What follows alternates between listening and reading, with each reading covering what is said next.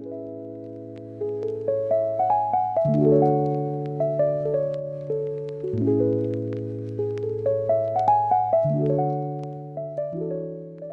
everyone, here is a speed paint video of how I made this illustration. So this illustration is something that is near and dear to me. I really had a lot of fun making this piece. It is inspired by my childhood experiences and nostalgia. I've been kind of falling back into old habits of enjoying sources of media, like old movies and things that remind me of my childhood. And this illustration is a memory of when I was very little. I was around 4 or 5 years old. I used to live in a trailer house with my 2 other sisters and my mother, and every day we would go out and play outside, and behind the trailer house was this massive yellow field, and I remember always enjoying running out there and catching butterflies and watching the animals with my sisters. And I had a ton of stuffed animals growing up as well. One thing that I used to always collect was Beanie Babies, and we had bins full of Beanie Babies, and my sister and I would play with them all the time. And our favorite Beanie Babies were these 2 foxes. My fox's name was Jonathan and hers was Kate, and they would go on adventures together, and we'd have them, sing along with our karaoke machine. It was fun. And so I came up with this idea of a couple baby foxes playing in the field. Yeah, that's the inspiration behind this. Sometimes I'll start by blocking in shapes just to get the form down, figure out what pieces go where, and like how the balance looks and feels before I move on to sketching out my lines.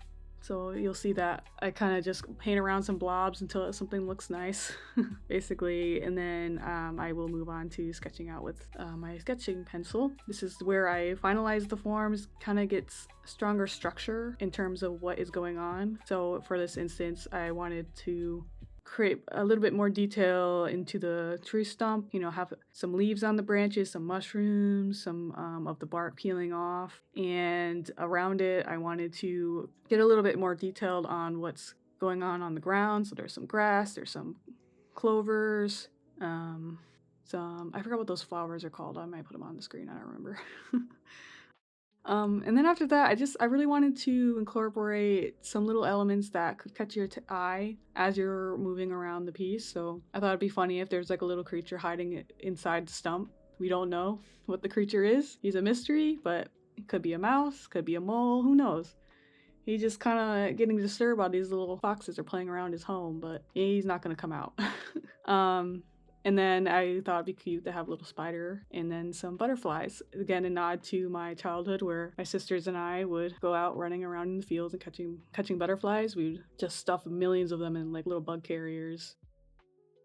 So for this, I wanted to go for a warm color palette, focusing more on some golds, oranges, warm greens, and then have cooler undertones, blue and purple within the shadows and in the sky behind it.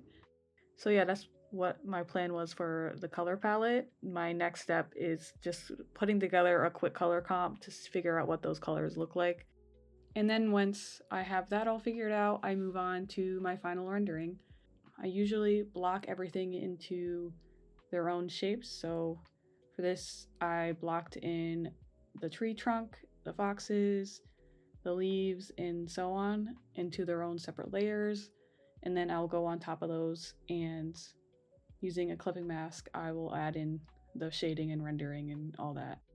Sometimes I will use a multiply layer, overlay, or color burn to manipulate the colors in a way that I think looks a little bit more unified or better in cases where it's kind of hard to get the right colors down. I also like to shift my hues a little bit in some areas and throw in more saturated spots of interest in other areas. For example, in some parts of the shadow, I will throw in a little pop of blue just to create some interest in that area and harmonize things. Because this is a lineless style, it's very important that I keep the shapes very sharp and distinct from one another, and I need to make sure there's enough contrast to see what's going on. So I just make sure to pay attention to that as I'm rendering. My goal here for this painting was to keep things pretty simple. I didn't want to go overboard with shading and rendering. I tend to do that sometimes, so I really stylized the way I colored in the highlights and shaded in areas that are in shadow. I wanted to create some level of depth, but I'll also keep it whimsy and natural in a way. For example, I wanted to incorporate some of the blue that's in the background into areas that are in the foreground, like the top part of the tree branch. I colored it in the same blue as it is in the background, even if it doesn't really make sense. It looks interesting to me. Yeah, I hope that makes sense. I don't know. I also wanted to try and incorporate some of those tall flowers, but I don't know why it just didn't really work out. I guess I couldn't figure out how to make them subtle enough to where they're there and they make sense, but also not too much in the face where it takes away from the foxes. I don't know, I battle with that quite a lot. You'll see that in the speed paint, or you are seeing it currently. I don't know, doing a voiceover. But yeah, I ended up just scrapping that, and just I think the empty space is good enough, and the focus is really supposed to be on the characters within the scene, so I think it's okay. Texture is another thing that I have a ton of fun with. I love the little swirls and curves within the branches. What else? Oh yeah, the texture in the foxes as well. Always love creating those little details and highlights, of course. Those are always the funnest thing to do at the very end. You'll see. Just gotta keep watching till the end. I won't go into too much detail about how I render, just because I've already explained it in another video. I will pin it somewhere on this video or down below in the description if you're interested in seeing how I render in general. But yeah, I think that's about it. I'm gonna let this play out, continue to see how it goes, and yeah, let me know what you think of the illustration. I know I haven't been posting in a while. It's been about 4 months since my last video. I don't really have a valid reason why. I just, life kind of gets in the way, I guess. It's a typical artist burnout stuff, but not really. I've just been busy with work and all that stuff. But another thing I forgot to mention in the beginning, but this is a piece that I plan on selling as a print.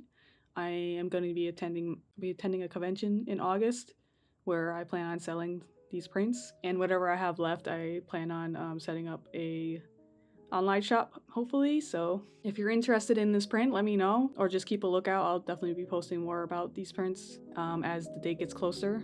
But yeah, I will see you in the next video.